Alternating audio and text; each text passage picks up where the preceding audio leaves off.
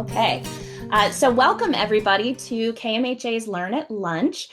Today we're really lucky to have with us Jim Seaver, who's going to be walking us through the myriad of ways that you can do community-focused commemorative signage.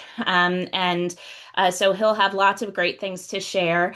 I just wanted to draw your attention to our next Learn at Lunch that is open for registration right now. That will be on February 3rd, 2026 at 1 p.m. And that's featuring cultural advocacy in Kentucky, which, of course, advocacy is so important in our current political and cultural landscape. So cultural advocacy, we'll be exploring that with Maggie McAdams, Leah Craig, and Leah Hamilton, all of whom will have wonderful things to share with us about that important part of being in the museum and heritage landscape. And so it's my pleasure to introduce Jim. Dr. Jim Seaver has served as the Community Engagement Coordinator at the Kentucky Historical Society. And he's also been an ex officio board member for KMHA since 2022. He was born and raised in Lexington, but now resides in Frankfort. And he has history degrees from both the University of Kentucky and, as he is asking me to remind everyone, the newly minted championship team of IU, Indiana University. So, pretty cool. Go Hoosiers. Jim has been a lifelong historical marker enthusiast, and these are his words, not mine, routinely annoys his friends and family by dragging them across the street to look at commemorative signage when he's technically off the clock. So we can probably all say that we've done that at least once to our friends and family. So, so without further ado, I'm going to turn this over to Jim, and then we'll have some time for questions at the end of the program. So, Jim? Hi, everybody. Thank you so much for giving up part of your, I was about to say Monday, but Tuesday just feels like a Monday. Yeah, thanks for being here. I hope it's going to be an informative webinar about commemorative signage options. And certainly, I hope you all have some good questions for me. I'm eager to hear what you have in mind, maybe some projects, things of that nature, and the best ways to get you there. So hopefully, I can get the tech to work. We practice early on, so let's go ahead. And Jessica, I'll let you let me know if you all are seeing the full screen. Are we A good? plus. A plus. Okay, it's a relief. We're good. So again, my name's Jim Seaver, and today we're going to be talking about different options for securing commemorative signage for your community. And I intentionally call this a menu of options because I think when people envision having a story on the landscape, they typically picture a state historical marker as the only show in town. And while I'm certainly proud of this program, it's the one I'm affiliated with, there are so many different ways to convey a narrative and to educate people about local and state history that I always try and give people a sense of the full menu of options that are available to them. So that's what we're going to be talking about today. As Jessica said, my name is Jim Seaver. I'm the Community Engagement Coordinator. And what that means is that I do three different things for the Kentucky Historical Society.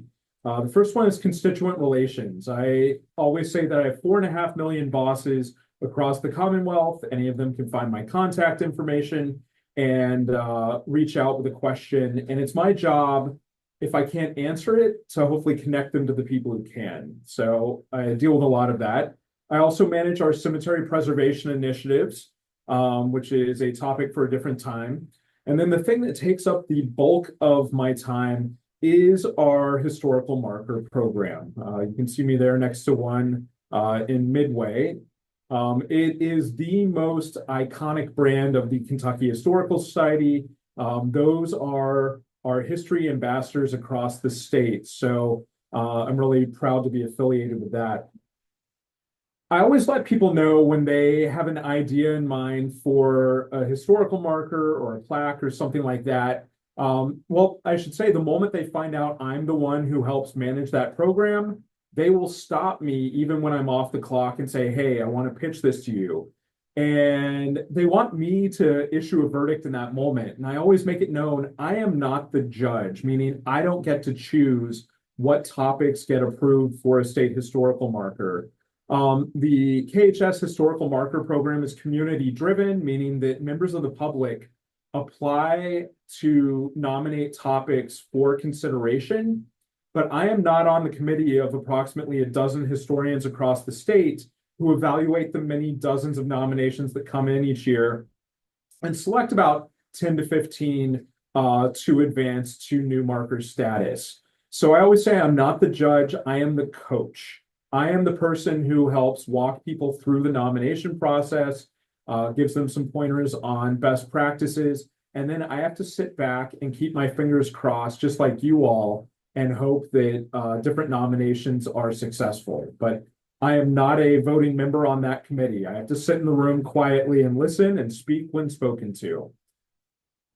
My own background comes out of both academia and the wine industry. And when I was doing that high-end hospitality in the wine industry, we were always told that your mantra should be find a yes. So when somebody reaches out to me with an idea for a historical marker or a plaque or an interpretive panel, I don't say, hey, can't help, the state program's not the best fit, that's the end of it.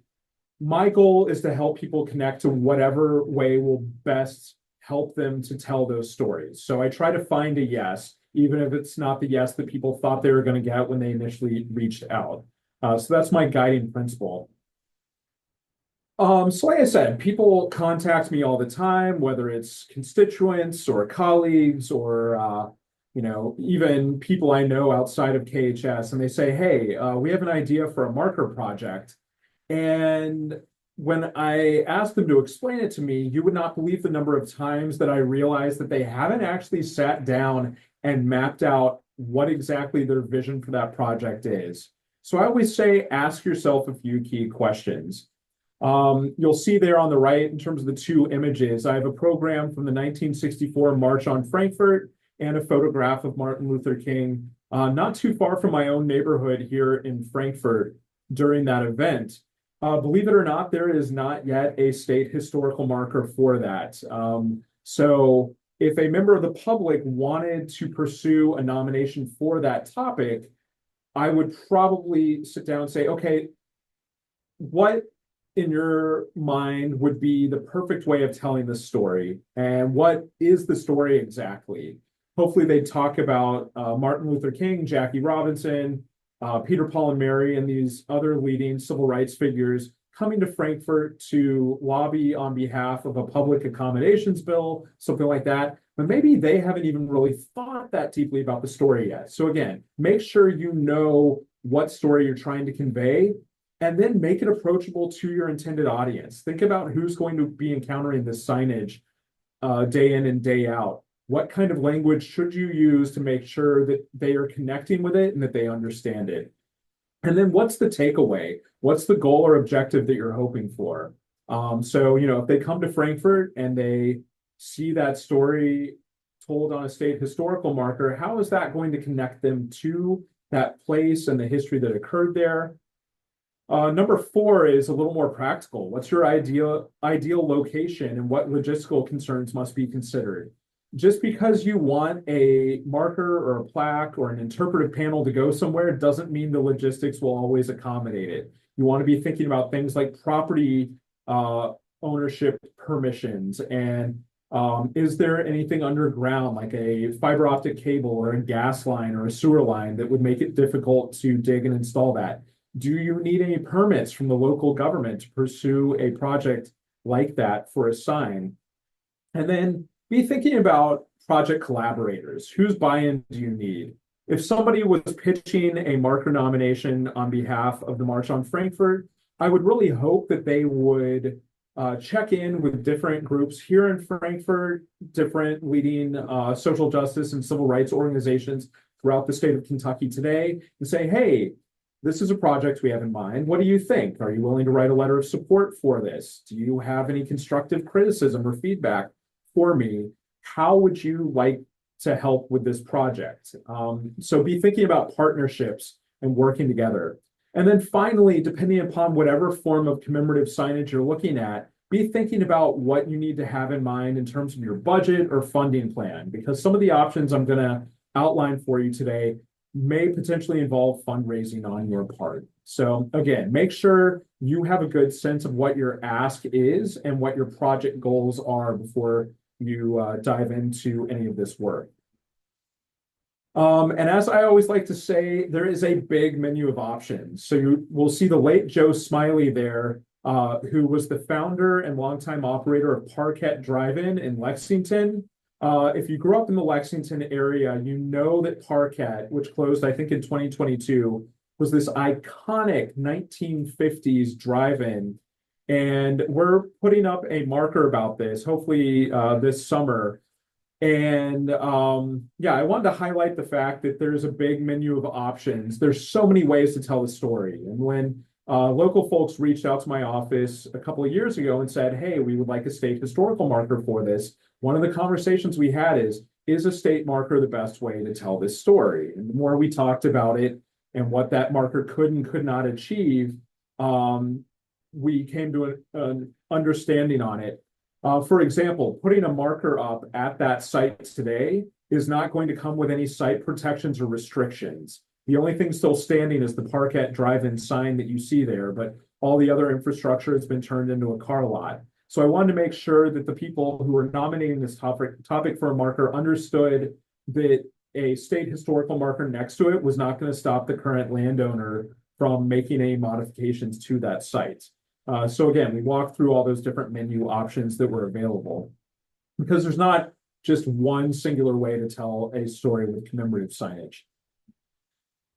Well, let's start off with the program I know the best. Again, I'm the coordinator of the State Historical Marker Program here at the Kentucky Historical Society.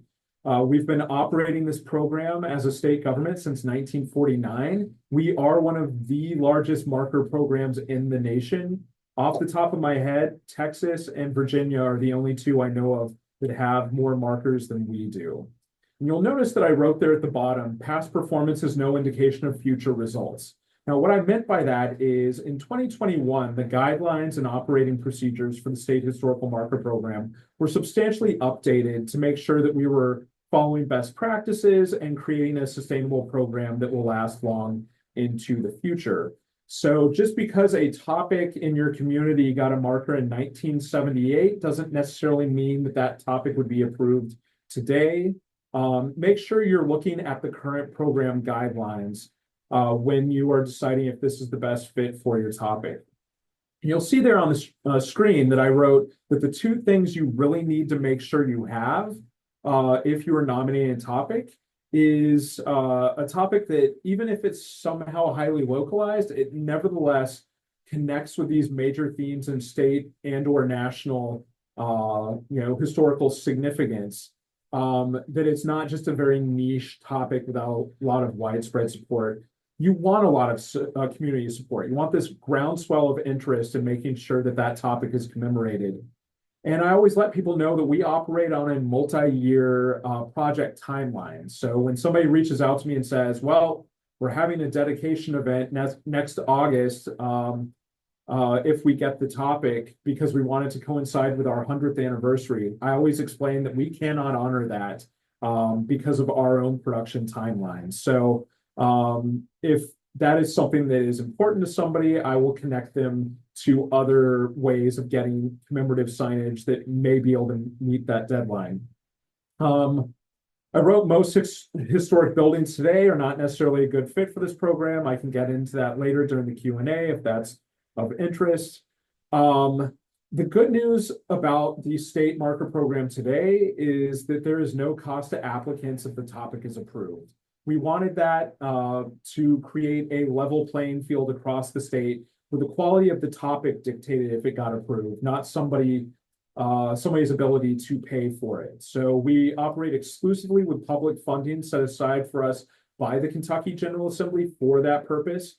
But it's not a bottomless pot of money. I always tell people to think of it as a competitive grant process because we receive about 30 to 50 nominations every year, and only about 10 to 15 of those will get approved based upon what I've seen in recent years.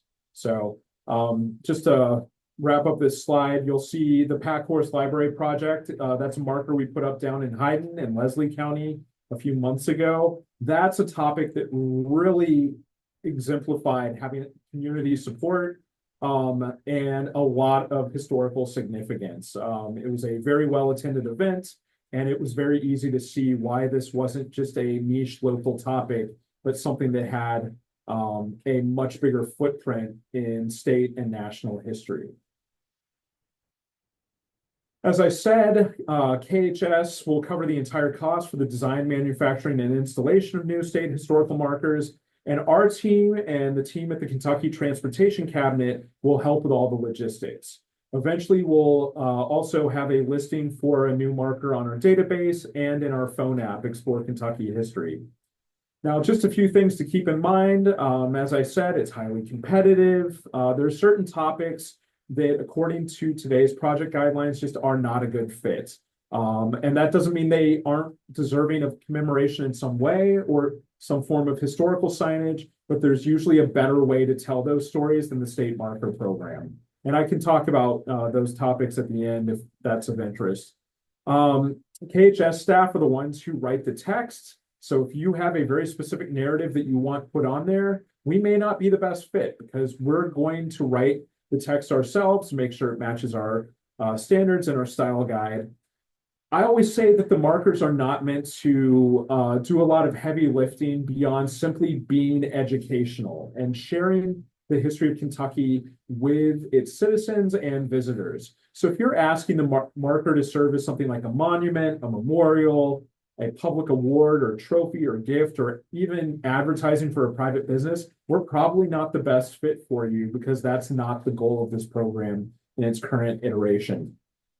As I said, we operate on a 1 to 2 year project timeline, so we can't really rush things. And we have a fairly standard format for what these can look like. So not a lot of opportunities for customization beyond the language we put on there.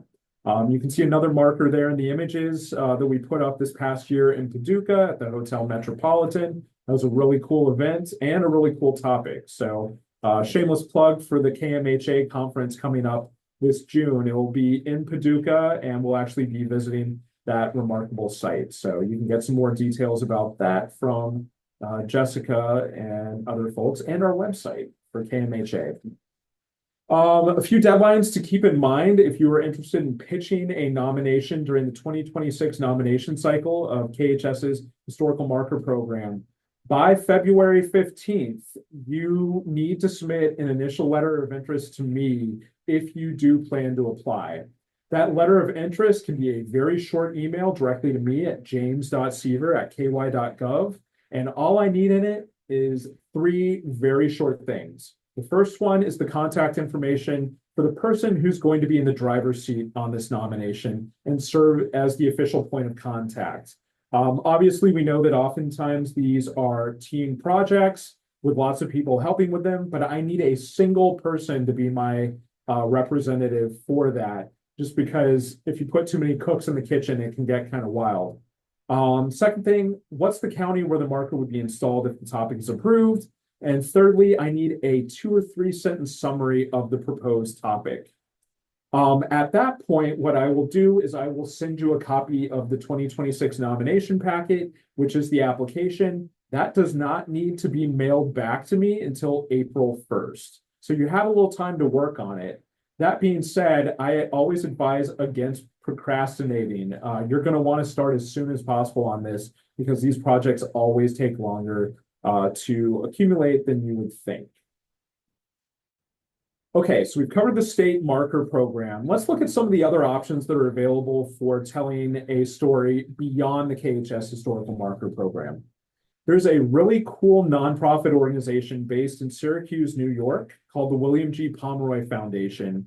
And they are the nation's leading nonprofit provider of historical markers. They are also the ones who established and operate National Historic Marker Weekend every year at the end of April. And what I love about Pomeroy is they run all these niche programs with very specific topics that they're commemorating. So the one that I recommend most often is Hometown Heritage, which is meant to celebrate local history. And when it comes to local history topics, I always say I think those stories are best told by local people working through local channels. to share what happened. And hometown heritage is a great way to highlight that. So you can see a marker that's up in northern Kentucky in Alexandria for St. Paul's Church. I actually connected those folks to the Pomeroy Foundation to work on that marker project. Hungry for History does local and regional foodways. I often recommend the National Register marker program that they operate, which is for historic buildings. Basically, if you have a site that is listed on the National Register of Historic Places, Pomeroy will potentially help pay to create a historical marker acknowledging that fact. And then you have all sorts of partner programs as well. For example, here in Frankfurt, about half a mile from where I live, you'll see a Lafayette tour, follow the Frenchman marker for the Marquis de Lafayette's visit to Frankfurt in 1825. That was a William G. Pomeroy Foundation project. They paid for that marker to be created and installed there. Pomeroy has its own production timelines. They often run 2 marker cycles per year, so they can potentially work faster than our state level marker program can. And like I said, they're a really good fit for local history and niche topics. Now, if you're interested in looking at the programs the Pomeroy Foundation has, you are going to want to spend some time on their website looking at the eligibility requirements and restrictions that they have. They're not going to allow private individuals to apply for a marker unless they're operating through a 501c3 nonprofit or an academic institution or a government office, whether at the local or state level. And then they're going to want you to handle your own installation. They also tend to have a smaller word count than our state level markers. And for that reason, they aren't able to put a lot of images or anything on the markers. But all that being said, I'm a big fan of the Pomeroy Foundation and the good work they do. So let's talk about local and thematic marker and plaque programs. One of the things that I learned after I started this job about 4 years ago is that there are a lot of really cool programs operating around the state where people are working at the local level to share their own stories. So just to give you a sampling of some of the ones that I've encountered around the state, on the left, there's a really cool program in Bowling Green called the Heritage Walk. And what I love about it as both a historian and a folklorist is that they have a part of the plaques that go up called History and another one called Hearsay. So they can tell you what they know and also what people are talking about. Munfordville, Kentucky has a very robust marker program. So when people say to me, well, our town doesn't have a marker program, I guess we'd have to be bigger to pull off something like that. I always say, well, look at what Munfordville is doing. They're the ones with the green sign there in the middle. They have a really nice program. West Point, Kentucky has plaques all over the place. The James Herod Trust down in Mercer County has put up its own plaques. You have the African American Heritage Trail in Lexington down there on the lower right. And then at the upper right, you will see a marker that was put up not far from where I live here in Frankfurt by the Equal Justice Initiative, working with a local nonprofit called Frankfurt Focus on Race Relations. And the Equal Justice Initiative's marker program, what I love about it is for telling those hard histories, those challenging histories about racial violence in Kentucky. They have a smaller word, or they have a larger word count, smaller font than a lot of the other marker programs do, so they can really help unpack those events at the sites linked to them to tell a full story. So I was really, excited's not the right word, but I thought it was important to me to see that story was being told in my neighborhood near the Singing Bridge, that blue marker that you see there on the upper right. So EJI, Equal Justice Initiative, has a really nice program that's telling a lot of really important histories around the state and beyond. Just to walk you through some of the pros and cons of local and thematic marker, plaque, and interpretive panel programs. What I love about it is that it is the people who live in these communities sharing these stories themselves. And for that reason, they can often operate on different timelines and with less red tape than we might encounter here at the state level. And because they are the ones choosing what they want, there's more potential for customization. You can have a lot of images or text if you so choose. And that's because you're often working with the commercial vendor who's designing the signage. So as long as you can cover the costs, whether it's through fundraising or your own local public funds, you can make it happen. I did write that projects of this nature are more likely to get bogged down in local politics. That's the nature of the beast for any of you who have ever done local commemorative projects in your communities. And not every program that has been active in the past is still active today, but you can see several different options there around the state. I'm trying to remember what Ordinary Hospitality here was from. I want to say it could be Hardin County, but don't hold me to that. What I love about it is that they have images on there, a lot of text. It's a really rich visual display of that history. Obviously, you have the Bluegrass Trust for Historic Preservation in Lexington and Central Kentucky to commemorate buildings of historic significance. You can see a plaque down there in the middle. That is the Paducah River Walk, where they share local history topics. Let's see. And then on the lower right, Louisville Metro, the city government in Louisville and Jefferson County, last year started its own local marker program. So that's worth checking out as well if you live in Louisville and Jefferson County, because there's so many different stories in that area as a very populous region. And I love that we have partners who are working with all the different history organizations, whether it's mine or the ones that are at the local level, to help share those stories. And then finally, the thing that cuts through the red tape and kind of gets you there the fastest, if that's your goal, is to work privately with a commercial provider to design exactly what you're looking for. I always let people know this is a private transaction between you and a for-profit signage company. So I have no jurisdiction whatsoever over those private arrangements. But what's nice about it is that it gives you the maximum potential for customization to put whatever you want on there, whether it's an image or specific wording. You operate on your own project timeline as long as the signage provider can make it happen. Now, it can get pricey fast. You're also in charge of the logistics and also, in many cases, the installation. With that being said, I've seen this work with really impressive results. So you can see in the image outside the Madison County Public Library in Richmond, they have this amazing mural commemorating the county's links to the Tuskegee Airmen during World War II. And they worked with Paneer Graphics to design and create the informational wayside panel you see there with images and biographies of those pilots. So I thought that was a really cool project that was put up there in Madison County. So as we kind of wind this down and get ready for questions, which I hope you have, just to give you a sense of what I do here at KHS and how we're willing to help you. When people reach out to me, like I said, my goal is to find a yes and connect them to whatever resources they're looking for. So I'm willing to kind of, brainstorm and spitball with you to say, okay, maybe the state marker program is a good fit for this, or maybe there's a better way to tell this story. Let's look at all the different options and you be the one to decide what seems most plausible.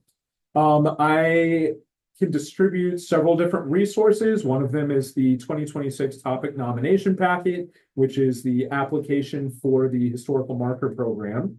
I also have 2 resource guides. One of them is a list of for-profit signage providers. I make very clear there that I am not endorsing any of those companies and I cannot testify to the quality of their craftsmanship. I am simply providing that as a courtesy if you're asking, okay, well, who produces informational wayside panels or a plaque that would be appropriate to stick on the side of a building? You can work privately with those vendors to figure out if they're a good fit for you. There's also a resource guide that I created called Historical Marker and Plaque Resources for Local Governments and History Organizations. If you reach out to me for a copy of that, it's going to have information on the different local programs I know around the state that are putting up commemorative signage. It also has some suggestions for how you can start one of those in your own community if you don't currently have one. Now, what do we hope you all will do for us? Just keep doing what you're already doing, being a good local history resource to people who have ideas, sharing some of this information that I've shared with you today, in terms of all the different options that are available, and help people to figure out what might be the best fit to share the story that they want on the landscape. And then certainly you can help them with some of the brainstorming and the editing that goes on with the research and the writing. This is very much a team effort. I don't think I've ever met anybody who single-handedly pulled off a marker project without looping in others at various levels to help along the way. Just to bring it into the station, as I said, there's a full menu of options available for people who want to commemorate Kentucky history on the landscape. Make sure you pay attention to the details of all the different programs and avenues that are available, because not every single one is going to be a good fit for your specific topic. They're all going to have different guidelines and red tape and logistical concerns. As I said, point 4, start early. These projects can take a long time to pull off. It's not all that uncommon for people to start the process of nominating a topic for a state historical marker and then reach out to me and say, Jim, we're going to slow walk this into next year's nomination cycle, simply because they need to build that community support and take the time they need to do the research well to support that nomination. And yeah, anybody who thinks they can knock this out in a long weekend, unless you already have the lumber on site, it's unlikely you're going to be able to pull that off, at least for the state marker program. And then, like I said, working with partners is such a good way to build community and interest in local history in your area. So I certainly hope that you all will see these projects as a way to get people engaged and involved. And then if you're with a local history organization, kind of pull them in on other projects down the road. So with all that being said, I'm going to come up for air, and I'm going to see if I can get out of the share screen. And yeah, and hopefully you all have some questions for me. Okay. Thanks, Jim. Does anybody have questions for Jim about all this great information? I have, hi, I'll be first. So first of all, I want to have comment slash then a question. Go for So, it. um, yeah, Jim and I already know each other. So, Yeah, it's fine. Bring it, Jackie. well, first of all, thank you very much for this information.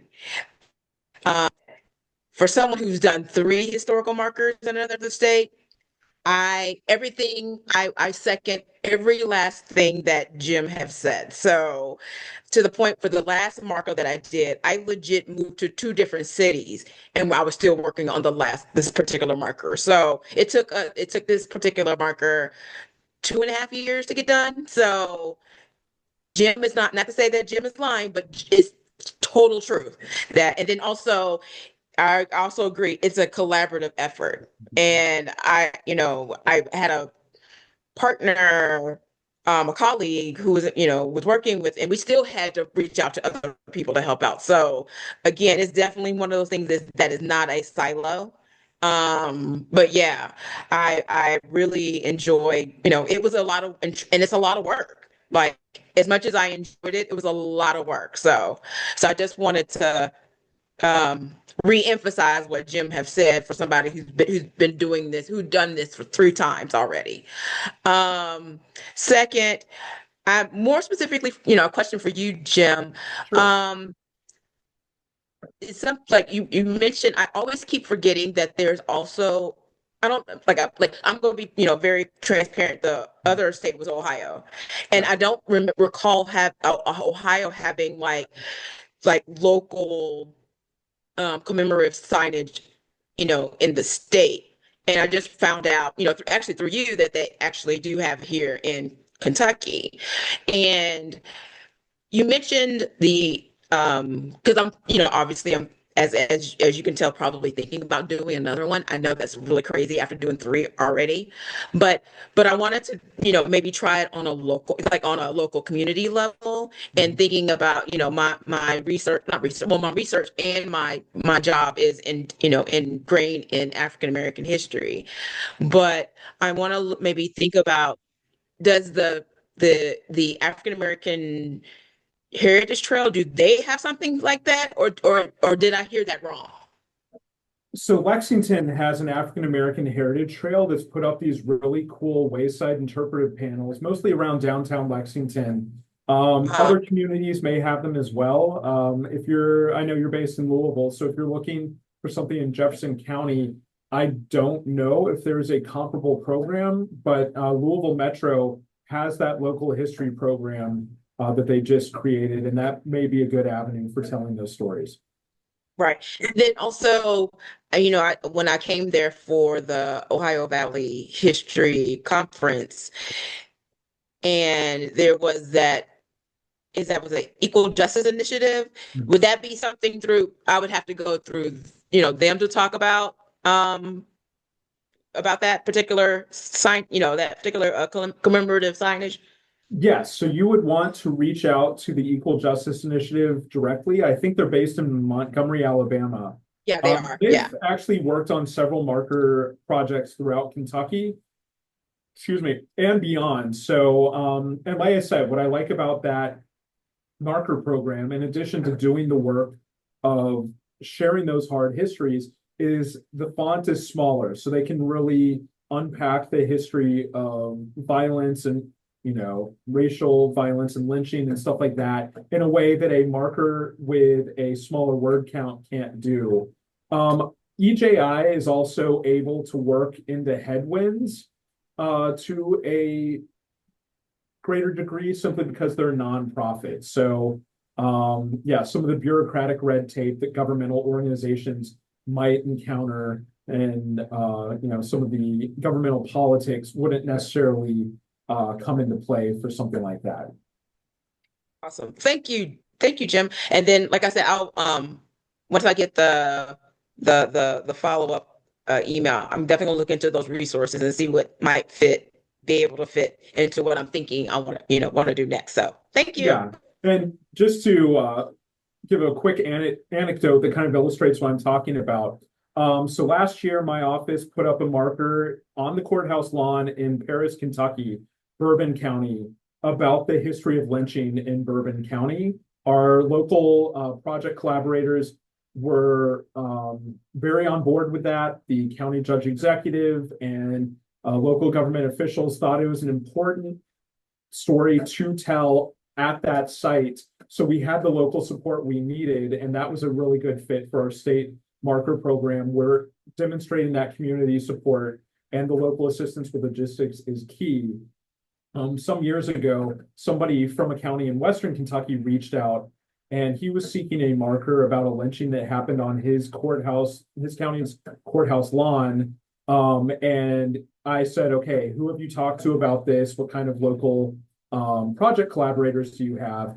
He wanted a marker on the courthouse lawn about this incident. And he said that the county judge executive was adamant that it was never going to happen and that it was not going to go up at that site.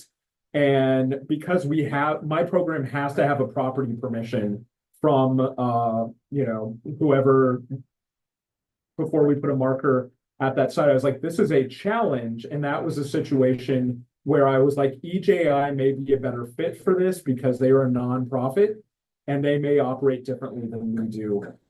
So yeah, I encourage that person to reach out to EJI. So, You had a question, yeah. well, it's been a few years now, but we've reached out to EJI about the program, and it is very much, you don't just reach out to get a marker. It is very much you have to have a community, I don't remember the name of it. Cohort. It was the word cohort, a community cohort that signs on. You have to have all these permissions. There have to be public outreach. There's like a checklist of lots of things that you do before you get to the marker stage of it. So it's very comprehensive and I think in a really thoughtful way, Yeah. but it's not in a fast way. Right. Yeah, there's meant to be a conversation that culminates in the marker based upon what I know of that program. But I did have a question too. You mentioned Go two for it. things, Jim, that you said you could talk about later. One being topics that aren't great Mhm. for markers anymore, and I think one of your slides said things that weren't a good fit for markers were all historical buildings. So please elaborate. Okay, yes, this is, I'm glad you asked because these are the difficult emails that I sometimes have to send or the phone calls that I field. And again, somebody will say, well, such and such down the street from me has a state marker. Why can't we get one for our thing? Whether, it's a church or a cemetery or something like that. So when the program, the state historical marker program was updated in 2021, my predecessors made the difficult, but I think necessary decision to classify most churches, houses of worship, and cemeteries as local history topics that are chiefly of significance to local communities. That does not mean they are not important. It does not mean they are not worthy of commemorative signage in some fashion. But I think I looked it up once. There are over 11,000 documented cemeteries and burial sites in Kentucky, something like 4,000 to 5,000 houses of worship. It's beyond the ability of this program to put up a marker for all of them. So those are topics where if somebody reaches out, I say, okay, let's figure out a better way to tell the story through the other options that are available.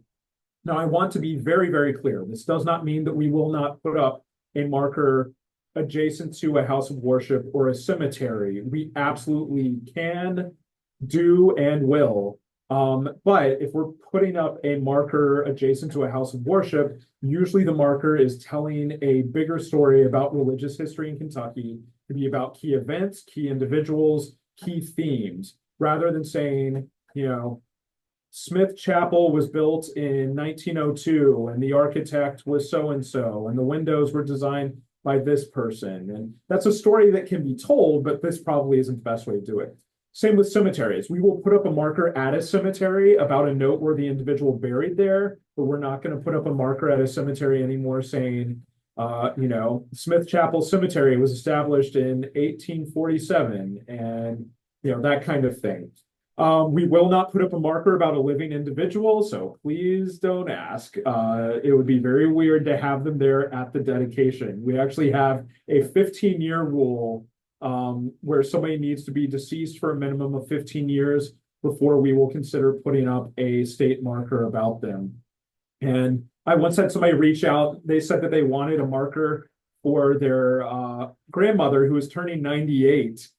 And they wanted it as a birthday gift where she would open the blinds on the morning of her birthday and there would be a marker in the front yard. And it was very awkward to have to explain where there's a rule here that nobody is going to like. Let's talk about other ways to get you to commemorative birthday signage. And then Alyssa brought up historic buildings. Kind of the same thing with historic structures. Most of the time, they're chiefly of local significance. And there are better ways to tell those stories. The National Register of Historic Places is a great way to do that. Pomeroy Foundation, if you work with them, once the site is listed on the register, can help get a marker for that. You are also welcome to work with a private provider to design a plaque that goes on the building itself to tell the story about it and to acknowledge the listing on the National Register. Now, this isn't to say it's not worth trying if you believe that you have a building that is truly exceptional at that state or national level. To give you an example, here in Frankfort, a few blocks from where I live, the only Frank Lloyd Wright home that he ever built in Kentucky during his lifetime is there, and it has a state marker that tells the story of how that ended up in Kentucky. Now, that marker's probably been there 40 years, but yeah, I feel like that is a truly exceptional architectural story for the state. But the house that I grew up in turns 100 years old this year. I think it's a cool old house. I think there's a fun story about it. It's not a good fit for this program today. And my sister's the one who lives there now. If she applied for a marker, I'd say, you can do it.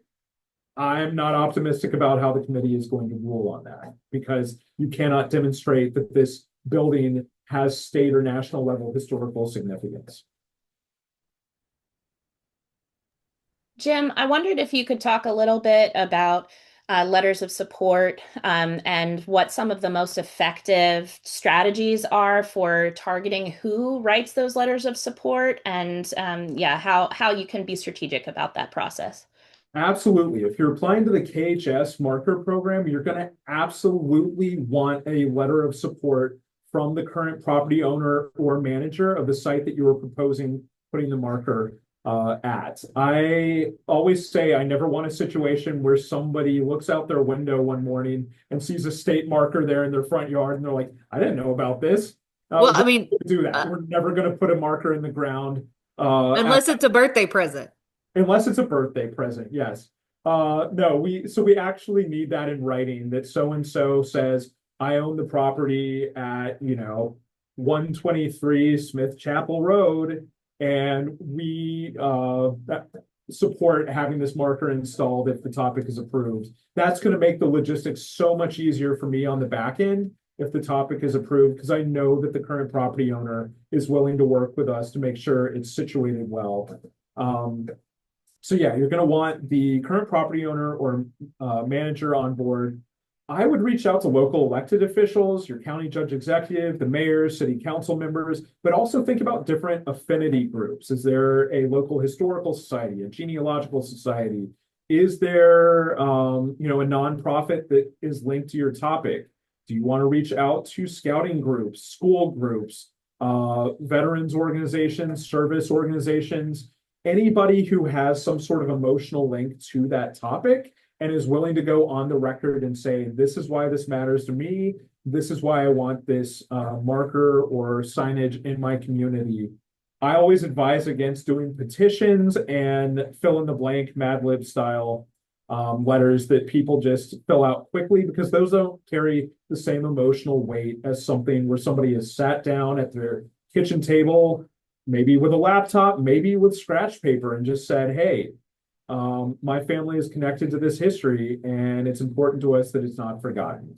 So yeah, every topic is going to look different in terms of who they have write a letter of support. I just saw in the chat, Alyssa says, is there a limit on the number of letters of support? No. I always say that probably about half a dozen is a good number. I don't think it's bad to have even more than that.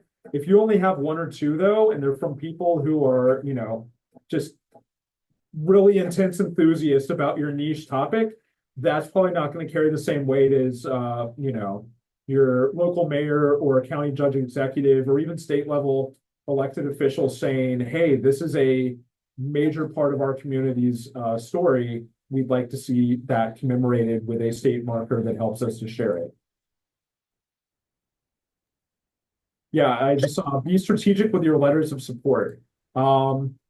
I even say when you put them in the application, make sure you kind of have the most impactful ones up front. Again, I'm not on the committee that evaluates all these nominations, but in my experience, for my program, it clocks in at 1 to 2 linear feet of files that these people have to read.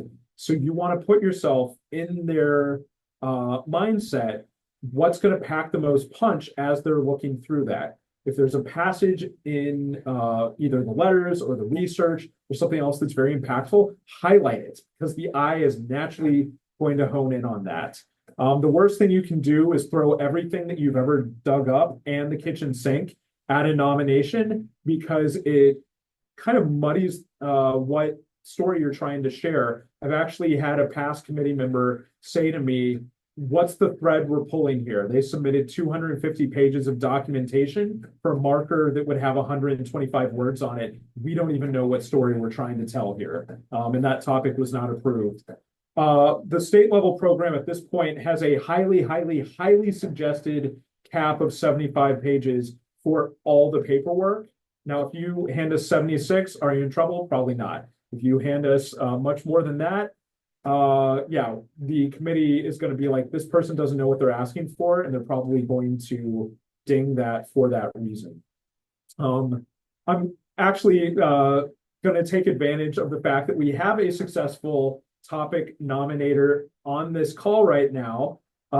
Jessica Whitehead actually nominated a topic this past cycle that got approved. And again, I had no say on any of this, so I was not pulling strings behind the scenes or anything like that. But Jessica, do you want to speak briefly about what it was like for you going through that process on your side of things? Yeah, for sure. So we have we've been approved for a state historic marker for Harlan and Anna Hubbard in Trimble County, which is so exciting. You all of you, I think, on this call know how passionate I am about that. And part of why this hasn't been done before is, first of all, there was the length of time needed after the passing of a person. Harlan and Anna Hubbard have only been dead for about my lifetime. This was really a good time to start that conversation. There also was a lot going on, and it was involved, with many projects I'm doing, but also just sort of in general, with the last couple of years, the Hubbards have really risen in the estimation, not only of their direct community, but also in the esteem of the state and the esteem nationally and in some ways internationally. So the time was really ripe to be getting that kind of intense support. I think it's also important to think about the context of what's happening in your community and in the nation at the time, and how that might fit in, how your subject might fit in with the larger conversations that are happening in the world and in the nation. The reason I'm saying that, there's lots of hot stuff going on with the Ohio River right now, and lots of organizations and advocacy going on with protecting the Ohio River. There's lots of hot topics about environmentalism, about sustainability, about climate crisis in the zeitgeist right now. And all of that feeds into the Hubbard story. So this was not only a good time because, the appropriate amount of time had passed to start talking about this for the Hubbards, but also because the Hubbards' lives fit into, these larger cultural conversations that are happening that can immediately say to the deciding committee, hey, this is relevant. We should jump on this. So that's an important thing. But I will say, I probably had, how many letters of support did I send, Jim? Probably way more than most people turn in. But that was good. Which is good. But one of the letters of support was from Wendell Berry. That went smack dab on the top of the stack, because obviously if you've got Wendell Berry writing a letter of support for you, that needs to go on top. So yeah, prioritizing, being strategic. But also in our sense, I was trying to communicate to the committee how broad the support was for this subject. And these were letters that weren't just quantity, they were quality and quantity, which was important. So, they will put up with you if you put in a longer application, as long as it's worth it. So. Well, and what I love about the Harlan and Anna Hubbard story and the marker that we're working on about that right now is that it kind of exemplifies what does it mean to think big about Kentucky history. If you look at the markers that this program put up in the 50s and 60s, it's mostly frontier history, it's mostly Civil War history. Those things are very important. It's important that we share those stories, but it's almost always about great men in history, and in particular, great white men in history. And those stories have often been told. So one of the things that the committee looks at for today's program is what stories have not been told at all, what stories have not been told well. How do we think more expansively about what it means to be a Kentuckian and to have this experience? So the committee is mindful of that. Just to give an example, and I swear this wasn't a prop piece, I just wanted an AL8 earlier. We have a marker that will be going up this summer called Birthplace of Ale81 Soda. So talking about the history of Kentucky foodways, what people are eating and drinking, is an interesting topic. Telling environmental stories like Harlan and Anna Hubbard, looking at communities of color, Kentucky's LGBTQ plus community, the history of technology and business in Kentucky. We have a marker going up probably in the next year or so about Red River Gorge and the 1960s fight to make sure it was not flooded for a dam project. So I think we're always trying to think bigger about what it means to tell the Kentucky experience. I have a quick question. First of all, thank you for this really great talk. You mentioned the Louisville Marker Program, and I'm interested in that because I have been trying to work on getting a hometown hero banner for Mildred and Patty Hill, which is a much longer conversation, and it's not been a pleasant experience, unfortunately. So, what can you tell us about the Louisville Marker Program? So I'm not an expert on Louisville Metro's program. I should put that out there. I've looked at their guidelines. I believe that when people nominate a topic, part of their funding model is that people have to provide the money to create the marker. Obviously, go to their website and double check that to make sure that I'm not, talking out of turn here. The Louisville Metro Marker Program is great for sharing those stories that are very significant to Louisville and Jefferson County, but may not necessarily reach the level of statewide historical significance. I always say, be thinking about what's the story that gives a person a reason to either pull over or just walk over and read it. And there's certain stories that are going to resonate with people who live in Louisville's neighborhoods that probably wouldn't click in the same way with somebody from Paducah or Pikeville or Covington or Somerset. So yeah, Louisville Metro's program is still pretty new. I think they've only had one cycle of the nomination process that they've done so far. If I'm remembering correctly, I think their application deadline is in September. But just based upon looking at a marker that they put up this past year, they are able to put images on the marker as well. So if it's important to you that you have a photograph or a map or something like that, they can probably find a way to make it happen. But again, I'm going to defer to them to answer those specific questions. Okay, thank you. Thank you. Jim, I'm Judy Owens. I had a quick comment I wanted to make. I'm very appreciative. This is the first, we're new members of this association, and this is my first Lunch and Learn. So I learned a lot, and I'm very appreciative.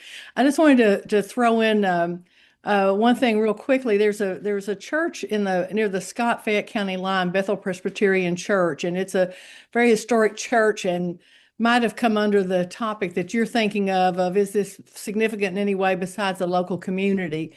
But I have been a 30-year member of the Daughters of the American Revolution, and I was told that there might have been 4 or 6 patriots out there. Well, we decided to do the research. Here's what was really interesting. We actually documented 9 patriots, but we documented 14 wives and daughters. That prompted us to rethink how we were going to approach this, because we had thought this would be just a normal DAR grave marking. But with that many women, we decided to make it a woman-focused project. Out of that grew a curriculum for middle school age girls to explore what we know about women and girls in the frontier of Kentucky, why we know more about men and not women. And since that's the case, what can we extrapolate? How can we understand more? And how does that inform those young girls' dreams about what they might want to project into the future? Then we had a grave marking ceremony. DAR grave marking ceremonies have had guys marching around in costume. We had none of that. We had an all-female presentation. We had the Berea Festival dancers who came out and did dance that would have been done in the period. We had a poetry contest, and one of our young 7th graders wrote an absolutely beautiful poem, and we entered that in some competitions, and she won. We had songs that were written. We rewrote Yankee Doodle Dandy to talk about women of Bryan Station, and the whole room lit up. And I guess my point is that you can start off with a traditional and maybe somewhat of a feeling, okay, we're doing something that's been done, but let's go out there and mark these. But if you keep your imagination going through the entire program, I mean, we now have a curriculum for middle school girls we're introducing throughout the state. And it not only focuses on early Kentucky history, but it also focuses on listening skills, which the person who developed it said is in high demand with a lot of today's youth. But I just wanted to say I appreciate the effort going into the markers. I think it's fine to have somebody pull off the road and take a look at a marker, but when you can document to genealogical standards 23 individuals, that information is archived in Washington, and then develop a school curriculum and give people a chance to see great performers like the Berea Festival dancers. You can make it more than just sticking the marker up there and calling it a day. And I just want to echo too, you can't go into this with a timeline. We started doing some gravestone cleaning 4 years ago. We got on the job in earnest 2 years ago. And the other thing is the collaboration. We did not do one thing that church was not enthusiastic about, not just approve of, but enthusiastic.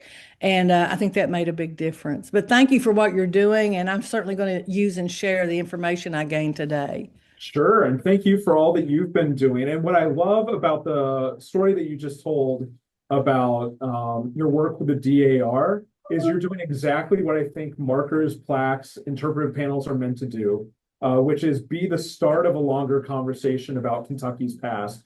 And by having that curriculum, you're kind of building outward, getting people talking about what this means, why it's important. You're teaching historical thinking skills. So, yeah, it's not just sticking a sign in the ground and running away. It's really making sure that people understand why it's worth commemorating this history and learning from it and finding relevance to us today. So thank you for the good work that you're doing. That is very important. I think it's a good model for what others might keep in mind as they think about the menu of options for sharing stories.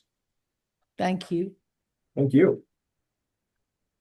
Well, I want to thank everybody for joining us today. You have Jim's contact information. I can provide him with all of your contact information so he can send out those resources to you that he mentioned.